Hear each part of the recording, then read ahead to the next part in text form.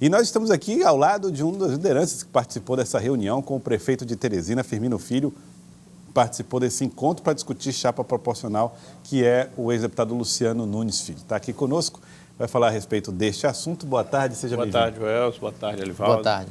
Eu vou fazer a pergunta que o Elivaldo fez aqui nos bastidores. Ali era a chapa proporcional? O senhor pode ser um dos nomes para a disputa das eleições do ano que vem? Não, eu estou apenas ali como colaborador dessa estratégia de fortalecimento do PSDB, não só aqui na capital, mas também no interior. Claro. Nós temos uma estratégia e estamos cumprindo todas as etapas. No interior estamos filiando novas lideranças, que devem ser candidatas a prefeito, vice-prefeito e vereadores. E aqui em Teresina, essa primeira etapa é de fortalecimento da nossa chapa proporcional. Então, junto com o presidente Edson Melo, do Diretório Municipal aqui de Teresina, o vereador Samuel Silveira e o vereador Venâncio, estávamos lá conversando com o prefeito, traçando estratégias para o fortalecimento do partido. Temos como meta eleger 6 vereadores aqui na capital e vamos, a partir de agora, cumprir essas etapas do que foi planejado. Nós temos aí 3 datas de filiação até o fim da janela, que é no final do mês de março. Devemos ter um ato de filiação agora no início do mês de novembro, outro no início do mês de janeiro e outro lá no final do mês de março. Queremos, pelo menos nessa primeira etapa, até janeiro, início de janeiro, filiar aí pelo menos 30 novas lideranças que devem ser candidatas a vereador ou vereadora nas próximas eleições. E em relação ao debate majoritário, presidente, o prefeito tem dito assim, nós temos nomes aí, quase que uma dezena de nomes dentro da prefeitura, fora da prefeitura, no PSDB e até em partidos aliados. Como é que o senhor tem acompanhado, então, essa análise do prefeito sobre a escolha do candidato ao sucessor? Bem, o prefeito acabou de se manifestar e cabe a ele a condução desse processo. Ele entende, e eu compartilho dessa ideia, de que é cedo para ter uma definição de nome. Essa definição deve ficar mesmo para o ano de 2020. A gestão deve se concentrar nos desafios que a cidade coloca hoje. Temos muitas obras a serem realizadas, que estão em andamento, que devem ser concluídas. E antecipar esse debate eleitoral, nesse instante, não iria facilitar. Pelo contrário, iria eventualmente trazer algumas dificuldades para a administração. Então, esse é um processo que será conduzido por ele. O prefeito é a maior liderança do partido aqui na capital, é o prefeito. Então, nada mais natural e seu nome segue à disposição? Do que ele conduzir esse processo. Meu nome segue à disposição, como outros nomes que o partido tem, nomes valorosos. O que nós defendemos é que, e temos até uma convicção, é de que esse nome sairá do PSDB. Haverá surpresas? Porque tem se falado, por exemplo, Kleber Montezuma, possibilidade. Charles da Silveira, possibilidade. Seu nome, possibilidade. Quando o senhor fala que não vai sair, o que vai sair do PSDB é uma certeza, já descarta aí o Washington Bonfim, que está no Progressistas, por exemplo.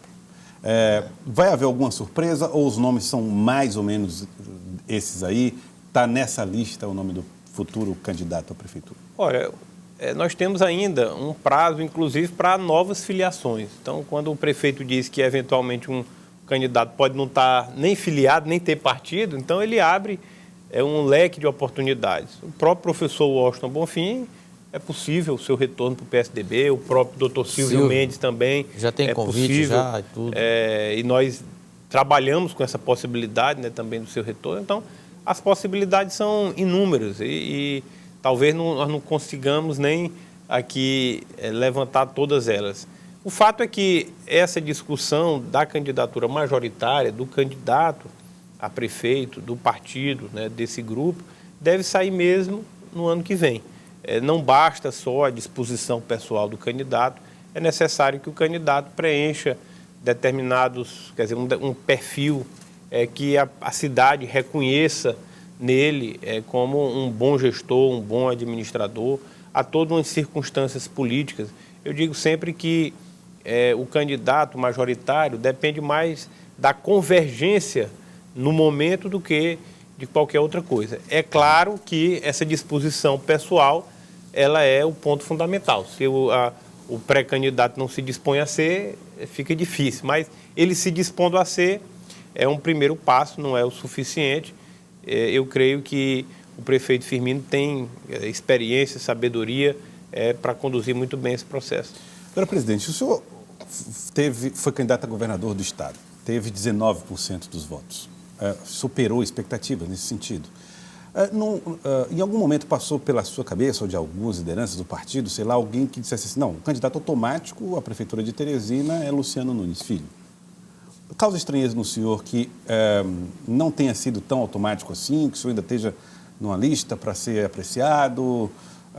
Gerou expectativa no senhor de que fosse mais simples estar aí ser esse pré-candidato? Olha, Gerson, talvez porque eu tenha sido candidato a governador, hoje eu tenho uma visão de que realmente a escolha de um candidato majoritário não é uma escolha simples, é uma escolha complexa e que depende muito mais da convergência e da situação política do momento do que de qualquer outro fator.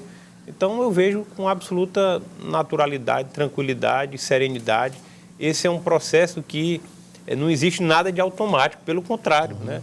O mundo hoje é muito complexo. Então, você definir diante de um grupo tão grande, né, de um partido que tem tantos nomes de qualidade, de achar que um nome poderia ser uma escolha automática, né, eu acho que é simplificar muitas coisas. E acho que a responsabilidade que vai recair sobre esse candidato é uma responsabilidade muito grande, né, que é de representar todo esse grupo, representar todo um sentimento de uma gestão, de uma administração que tem cuidado, né, dessa cidade com sucesso ao longo de tantos anos. Então, eu entendo que essa escolha é um processo que vai requerer, naturalmente, nós temos um grande coordenador, comandante, que é o prefeito Firmino, e muitas questões vão ser analisadas, pesquisas quantitativas, qualitativas, convergência de nomes, né, dentro do partido, de aliados.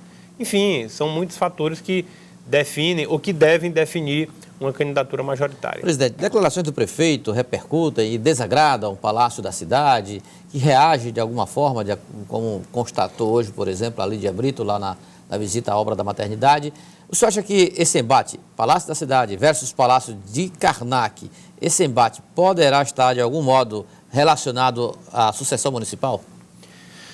Bem, eu não vejo dessa forma. Eu vi a manifestação do prefeito e de vários outros prefeitos, né? Eu mesmo tenho recebido uma queixa muito grande. As queixas são inúmeras, mas nesse caso específico, sobre o atraso do cofinanciamento, né, da saúde. O governo não tem repassado o recurso. Então, foi uma abordagem eminentemente técnica e administrativa e o governador, talvez para se eximir da sua responsabilidade, quis levar para o campo político. Eu vi a manifestação do governador muito mais como uma saída tangenciada do que, ele está querendo politizar, né? Quando, na realidade, o governador devia assumir a sua responsabilidade. O fato é que o Piauí hoje vive um caos na saúde pública e tudo isso tem como responsável maior o governo do Estado. Primeiro, porque não repassa o dinheiro do cofinanciamento para os municípios, para ajudar os municípios na atenção básica, naquela medicina preventiva. Segundo, porque faz uma má gestão dos hospitais regionais. Os hospitais regionais não funcionam, os médicos paralisados com atraso de pagamento, falta de medicamentos, de insumos, equipamentos sucateados, obras paralisadas, e tudo isso gera uma super demanda aqui para Teresina. Então, Teresina tem sido penalizada duplamente. Primeiro, porque não tem recebido os recursos do governo do Estado para atender a população lá na atenção básica. E segundo, porque, diante de uma inoperância do governo do Estado na saúde no interior, tem que absorver toda essa demanda, todos esses pacientes aqui na nossa capital. Então, uma cobrança do prefeito extremamente legítima, que repercute também em vários outros municípios, prefeitos têm se queixado, e o governador vem com essa de que causa estranheza, que acha estranho. Estranho é o governo não cumprir com as suas obrigações, é o governo não fazer a gestão dos hospitais com responsabilidade. Estranho é o governador não repassar o repasse do cofinanciamento dos municípios. Tudo isso é que é estranho. Cenário de crise, né? Infelizmente, a população que está pagando o preço. Crise, aí é gozada essa palavra do governador aí de crise financeira. Há uma semana atrás ele dizia que tinha capacidade de pagamento para tirar um novo empréstimo, mas não tem capacidade de pagamento para pagar os profissionais da saúde, para pagar o cofinanciamento. Então, que capacidade de pagamento é essa? Que serve para uma coisa e não serve para outra. Então, o governador, toda vez que fala, ele se complica cada vez mais, se contradiz, né? E tenta, ele sim, politizar uma discussão que é séria, porque está afetando a qualidade de vida da população. Eu quero agradecer ao senhor, presidente do PSDB, deputado Luciano Nunes, muito obrigado pela participação aqui conosco. Eu é que agradeço a oportunidade, um grande abraço a todos.